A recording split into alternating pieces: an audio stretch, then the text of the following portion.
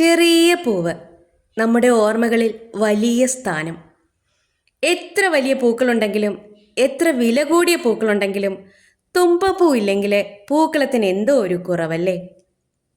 എന്തുകൊണ്ടാണ് ഓണപ്പൂക്കളത്തിൽ തുമ്പപ്പൂവിന് ഇത്രയും പ്രാധാന്യം വരുന്നത്? വരൂ, ഒരു ചെറിയ കഥ കേൾക്കാം. മാവേലി തമ്പുരാനെ വരവേൽക്കാൻ പൂക്കളെല്ലാം കാത്തിരുന്നു. മണമുള്ള പൂക്കൾ, നിറമുള്ള പൂക്കൾ, വലിയ പൂക്കൾ എന്നു വേണ്ട എല്ലാ പൂക്കളും വിടർന്നുണർന്നു നിന്നു. ഓരോരുത്തരും അവരവരെക്കുറിച്ച് തന്നെ പുകഴ്ത്താൻ തുടങ്ങി. എനിക്ക് നല്ല മണമുണ്ട്, മാവേലി തമ്പുരാൻ എൻ്റെ അടുത്താണ് ആദ്യം വരിക. എനിക്ക് നല്ല നിറമുണ്ട്, എൻ്റെ അടുത്താവും ആദ്യം വരിക. അങ്ങനെ ഓരോരുത്തരും സ്വയം പുകഴ്ത്താൻ തുടങ്ങി. പാവം തുമ്പപ്പൂ മാത്രം ഒന്നും മിണ്ടാതെ നിന്നു. പൂക്കൾ അവളെ കളിയാക്കാൻ തുടങ്ങി.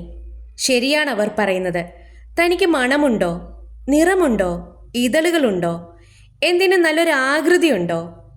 കാലടിയുടെ ആകൃതിയുള്ള തന്നെ മാവേലി തമ്പുരാൻ നോക്കുക പോലുമില്ല. സാരമില്ല, തമ്പുരാനെ കാണാനെങ്കിലും പറ്റുമല്ലോ. ഒടുവിൽ തമ്പുരാനെത്തി. എല്ലാ പൂക്കളെയും നോക്കി തലോടി തമ്പുരാൻ അവസാനം തുമ്പപ്പൂവിൻ്റെ അടുത്തെത്തി. തമ്പുരാൻ ഒന്ന് പുഞ്ചിരിച്ചു. എന്നിട്ട് തുമ്പപ്പൂവിനെ എടുത്ത് തൻ്റെ മൂർധാവിൽ വെച്ചു.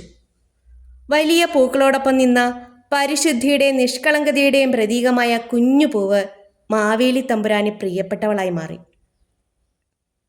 അങ്ങനെ ഓണപ്പൂക്കളത്തിലെ നാടൻ ഭംഗിയായി മാറി തുമ്പപ്പൂവ്.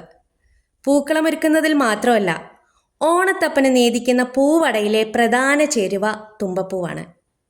ഓണക്കാലത്ത് വീടിൻ്റെ മുറ്റത്ത് പൂക്കളം ഒരുക്കുമ്പോൾ ഈ ചെറിയ വെള്ളപ്പൂക്കൾ കൂട്ടമായി വിരിയുമ്പോൾ അവ പൂക്കളത്തിന് നൽകുന്ന നാടൻ ഭംഗി അതൊന്ന് വേറെ തന്നെയാണ്.